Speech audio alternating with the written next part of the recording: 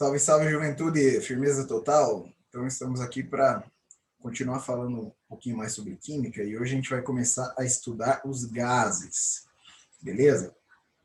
Então, para a gente estudar os gases, primeiro vamos relembrar aqui como que são os estados de agregação das moléculas, dependendo do estado físico em que a substância se encontra, né? Se a substância estiver sólida, ela vai ter suas moléculas bem juntinhas aqui, com pouca mobilidade, né? E isso vai gerar um objeto ali que tenha forma e volume fixos, né? Independente da pressão e da temperatura. Se a temperatura não for suficiente para passar para o estado líquido, né?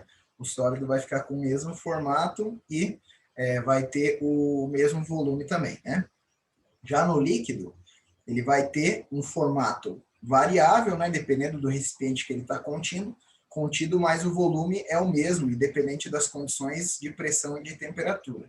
Se você levar 500 ml de água daqui até a praia, onde vai mudar as condições de pressão e temperatura, eles vão continuar tendo o mesmo volume de 500 ml. Agora, se você tiver 500 ml de água numa garrafinha ou 500 ml de água em um copo grande, por exemplo, aí eles vão assumir formatos diferentes, né? Assumindo o formato do recipiente, beleza? Já os gases, eles vão ter as moléculas bem mais separadas, né? Praticamente cada uma se movimentando independente da outra, né? E isso vai causar uma forma e volume variável para substâncias que estiverem no estado gasoso, né? Então, se você levar uma garrafa com 500 ml de ar daqui até a praia, o volume vai variar, porque lá a gente vai ter outras condições de pressão e de temperatura. E o formato do gás também varia dependendo do recipiente em que ele está inserido. Beleza? Então, por isso, os gases vão ter características como grande compressibilidade, né? Você consegue diminuir bastante o volume dele. Grande expansibilidade, você também consegue aumentar bastante o volume dele. Grande dilatabilidade, né? Ou seja, ele pode ficar um volume pequeno, um volume grande, né? Não apresenta volume fixo. São miscíveis entre si em qualquer proporção, ou seja, eles vão se misturar, terminando de formar uma mistura homogênea. Beleza? Para estudar os gases, a gente vai ter que fazer algumas aproximações do que acontece na realidade para o que a gente vai conseguir explicar com os recursos matemáticos que a gente tem no ensino médio, né? Então, pela teoria cinética dos gases, uma das aproximações é que as moléculas ou átomos dos gases estão em movimento constante, retilíneo e contínuo, né? Desordenado e provocando colisões entre si e contra as paredes do recipiente que os contém. Então, primeiro vamos detalhar bem essa afirmação aqui. Primeiro, né, a maioria dos gases eles vão estar no formato de moléculas, né? Vão ser um ou mais átomos ali ligados para formar uma molécula, mas também tem os gases nobres, né, que vão ser átomos gasosos, né? Então gases na forma atômica. Eles vão estar em movimento retilíneo, contínuo e desordenado. Então, se você pegar cada mini movimento aqui que essas bolinhas estão fazendo, se você diminuir ao máximo o movimento aqui, você consegue transformar esse movimento em movimento retilíneo. Beleza? Tipo, se você pegar aqui, por exemplo, no Paint, desenhar um círculo,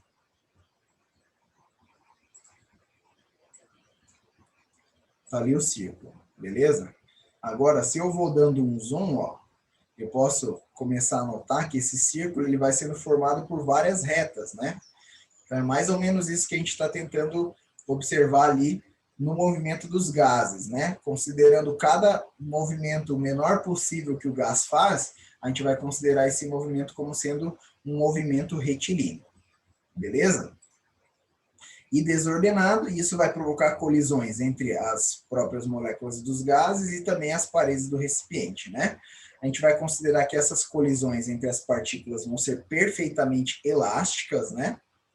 Então, significa que não vai haver perda de energias, né, nessa colisão. Toda a energia que uma molécula tem, ela vai conseguir transferir para outra, né? Logicamente que na realidade não é isso que acontece, né? Essas colisões não são perfeitamente elásticas, mas para aproximar e poder utilizar os recursos matemáticos que a gente tem, a gente vai assumir essa afirmação aqui também.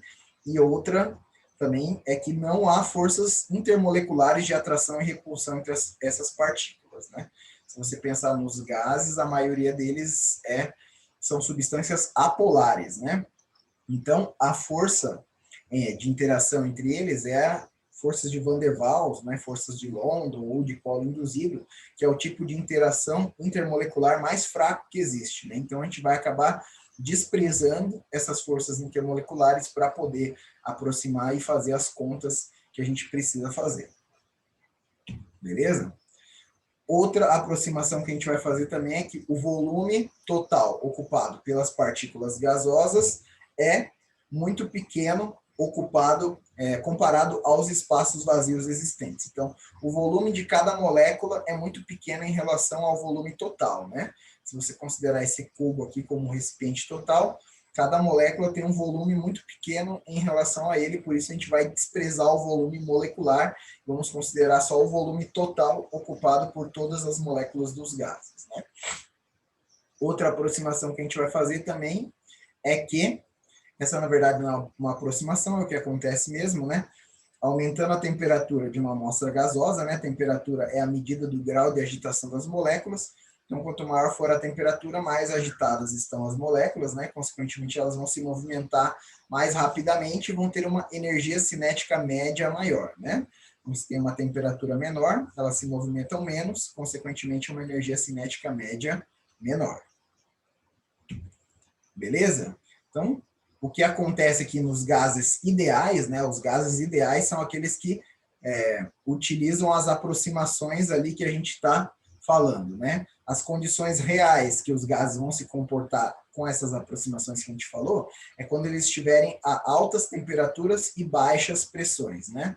E a gente vai poder considerar, né, o tamanho das partículas muito pequeno em relação ao espaço ocupado por elas, né? E as interações também entre elas insignificantes. Mas nos gases reais, né, que são todas as outras condições que não têm alta temperatura e baixa pressão, né, pressão alta, temperatura baixa, aí a gente vai ter interações intermoleculares, né, entre os gases, a gente vai considerar também o volume molecular, né. Então, nesse caso aqui, a gente precisaria de recursos matemáticos maiores, lá do cálculo diferencial integral, que quem for fazer faculdade de exatas vai ver logo no primeiro período da sua jornada acadêmica, beleza? Mas a gente vai trabalhar mais aqui com as condições ideais, onde a gente despreza essas situações que a gente acabou de citar. Beleza? Variáveis de estado de um gás, né?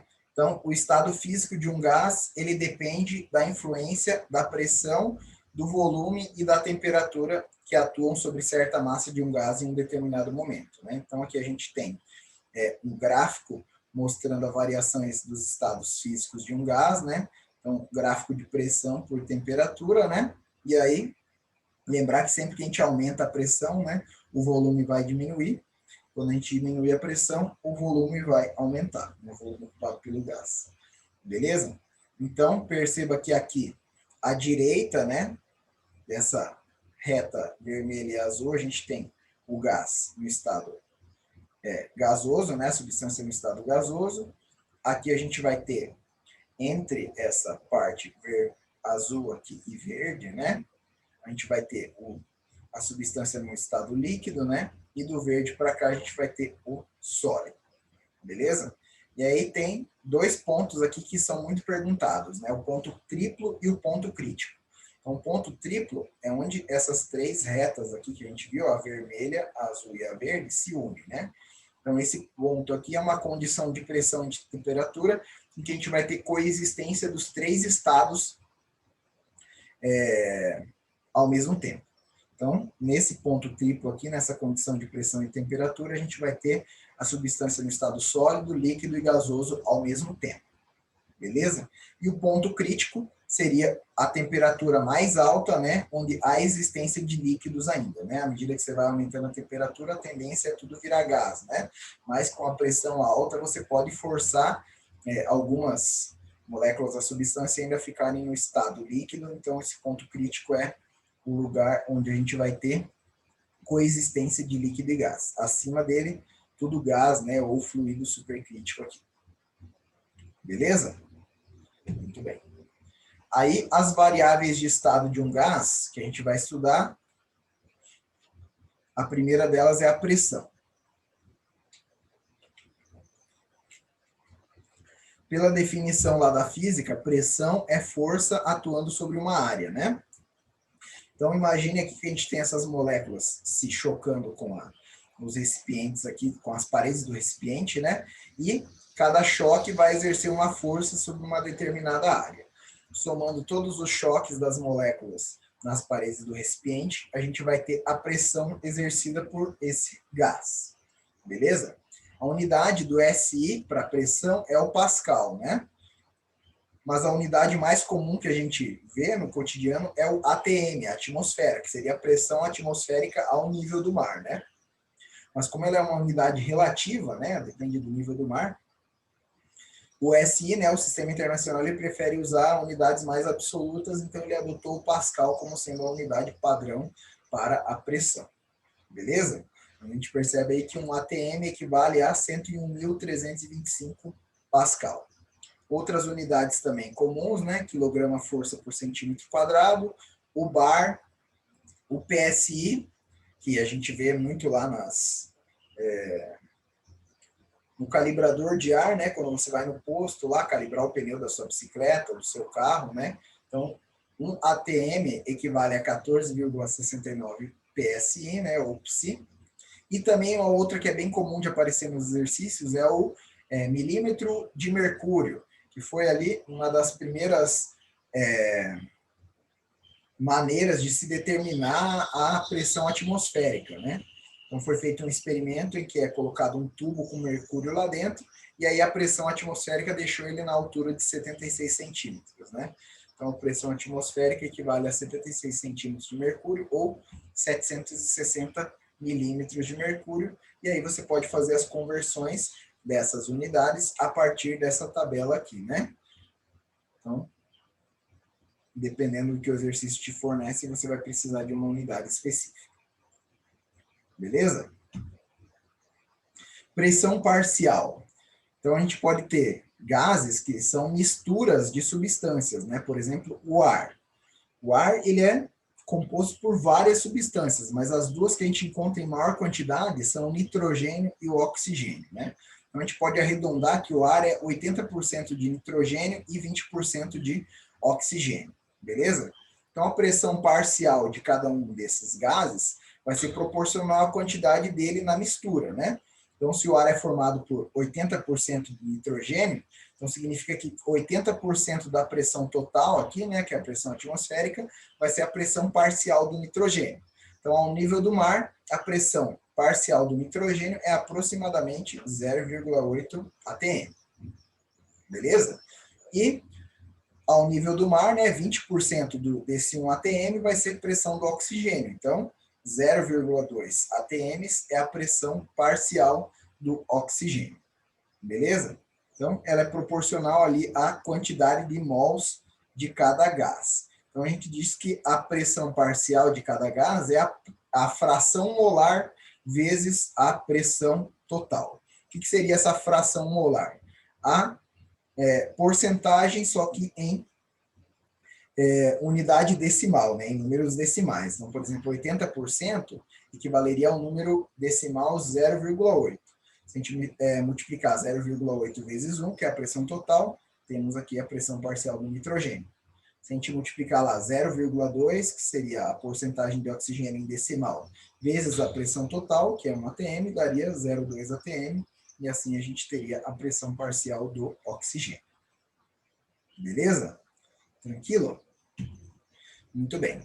Outra coisa que é importante a gente relacionar, né, é a altitude e a pressão atmosférica, né? Então, sempre que rola aqueles jogos de Libertadores lá em cidades altas, como La Paz, por exemplo, na Bolívia, que é uma cidade bem alta, que fica a 5 quilômetros de altura, mesmo Quito, ali no Equador, né, que fica uns 3 quilômetros de altura, mais ou menos, né? Os jogadores reclamam muito da dificuldade para respirar. Por que acontece isso? Acontece que quanto mais alto for a localidade, né, menor vai ser a pressão atmosférica. Com a pressão atmosférica menor, as moléculas de oxigênio elas vão ficar mais espalhadas, né? Então, a mesma quantidade de ar, o volume que você inspira é o mesmo ao nível do mar ou em uma localidade alta, por exemplo, aqui é um Monte Everest, né? Então, se você tiver lá ao nível do mar, você vai ter uma pressão de 1 atm, beleza? Essa pressão vai forçar as moléculas de oxigênio a ficarem mais juntas. Quando você inspirar, vai vir bastante moléculas de oxigênio para o seu pulmão e você não vai sentir falta de ar. Quando você tiver a uma altitude lá do Everest, por exemplo, quase 9 quilômetros de altura, a pressão atmosférica é bem mais baixa, né? Porque você tem 9 quilômetros a menos de ar sobre a sua cabeça. Então, a pressão diminui um monte. Isso faz com que as moléculas fiquem mais espalhadas, né? Se as moléculas ficarem mais espalhadas, você vai inspirar o mesmo volume de ar e vão vir menos moléculas. E isso vai causar a dificuldade para respirar. Beleza? Então, quanto maior for a altitude, menor vai ser a pressão atmosférica. Beleza? Quanto menor for a altitude, maior vai ser a pressão atmosférica. Né? Isso vai estar relacionado também com a temperatura de ebulição, né? A temperatura de ebulição ali, quanto mais baixa é a localidade, mais baixa também é a temperatura de ebulição, né? Por exemplo, mais alta, perdão, né? Que a pressão vai ser maior. A ebulição ocorre quando a pressão de vapor vence a pressão atmosférica, né? Então, quanto maior for essa pressão atmosférica, maior vai ser o ponto de ebulição. Então, a água ela vai ferver a 100 graus Celsius ao nível do mar. Se ela estiver aqui em Curitiba, por exemplo, que a gente tem lá 800 metros, quase 900 metros aí de altitude, a água já vai ferver a 98 graus Celsius, mais ou menos, né? Então, quanto mais baixo, né? Quanto mais próximo do nível do mar, mais alta a temperatura de ebulição. Quanto mais alto, mais baixa a temperatura de ebulição. Beleza? Volume. Volume, então, ele vai ser o espaço ocupado por uma substância, né? A unidade padrão aí do SI é o metro cúbico, né? Metro cúbico é a unidade padrão. 1 metro cúbico equivale a 1.000 litros, né? 1 decímetro cúbico equivale a 1 litro e 1.000 centímetros cúbicos equivalem a 1 litro também, né? Então, ou seja, 1 centímetro cúbico equivale a 1 ml.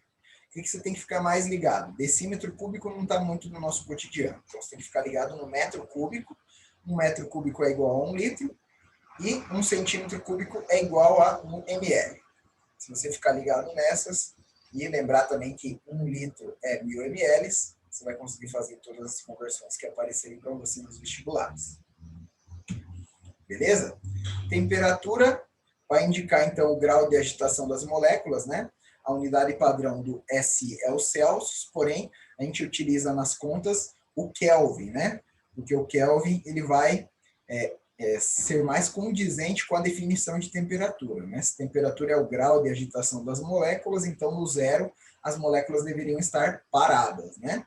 Então, por isso, o Kelvin ele condiz mais com a definição de temperatura.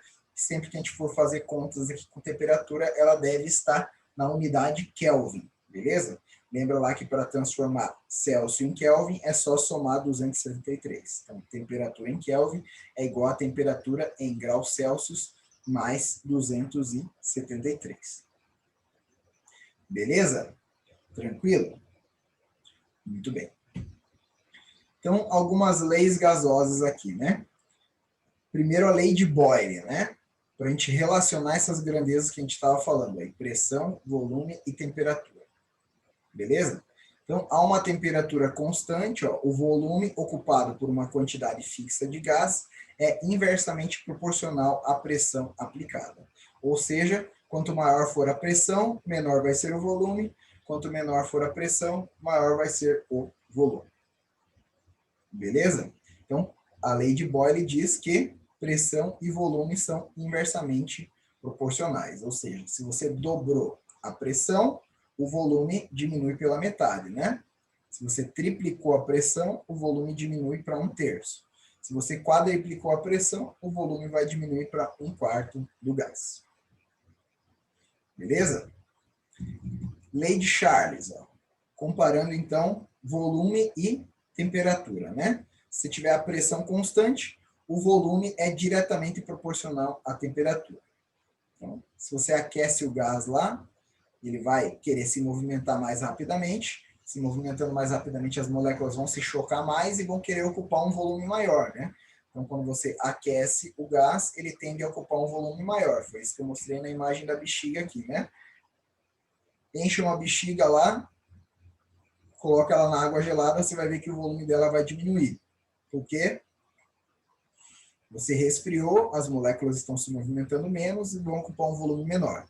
Coloca na água quente, a bexiga vai se expandir, dependendo da temperatura, pode até estourar por aumentar tanto o volume que o material da bexiga não aguente e acabe se rompendo. Beleza? Então, volume e temperatura vão ser diretamente proporcionais. Dobrou a temperatura ali em Kelvin, dobrou o volume, né? Triplicou a temperatura, triplicou o volume, né? Dividiu a temperatura pela metade, dividiu o volume pela metade também. Beleza? E aí você pode observar aqui como a pressão é constante, ela vai estar representada aqui em cada uma dessas retas do gráfico, né? Então aqui essa reta tem uma pressão constante A, essa reta tem uma pressão constante B, essa tem uma pressão constante C. Beleza? Quanto maior, né, quanto mais íngreme aqui for a reta, né, significa que a pressão é menor, né? Se você aumenta a temperatura um pouquinho e a pressão, quer dizer, o volume aumenta um monte, né, significa que a pressão é baixa. A pressão não está conseguindo conter essa expansão do volume, né? Agora, se você vai aumentando a temperatura e o volume não cresce tanto, significa que a pressão consegue segurar esse volume mais baixo, né? Então, quanto mais íngreme tiver aqui a retinha, né, menor vai ser a pressão, né? Quanto menos íngreme ela tiver, maior vai ser a pressão. Então, a maior pressão aqui é a da reta A, depois a da reta B e depois a da reta C. Beleza? Para finalizar, então, aqui falando as precauções aí de um aerossol, eu tinha o costume de deixar, às vezes, um desodorante no carro, né, para caso você tenha algum imprevisto. Depois que eu fui ler